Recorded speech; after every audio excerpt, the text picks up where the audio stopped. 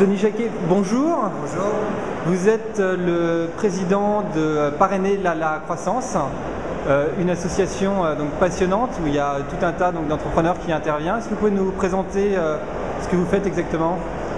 Parrainer la croissance, c'est une association pour les acharnés de l'entreprise, les acharnés de la croissance et ceux qui veulent faire une croissance un petit peu autrement, c'est une croissance mieux partagée, qui prennent un peu plus en compte l'environnement, qui veulent aussi casser leurs frontières, un peu comme on a vu ce soir, donc ils veulent aller chercher de la croissance là où elle est, mieux la partager, mieux la répartir, très important pour nous, donc pas une croissance égoïste, une croissance au sens pluriel.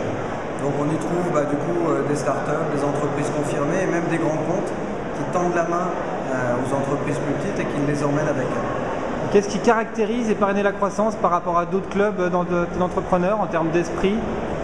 On se prend très peu au sérieux, donc il y a une grosse dose d'humour et de dérision. Plus on fait des choses sérieuses, moins on se prend au sérieux, c'est très important. On fait beaucoup de choses dans la convivialité, c'est un autre pan du côté sympathique.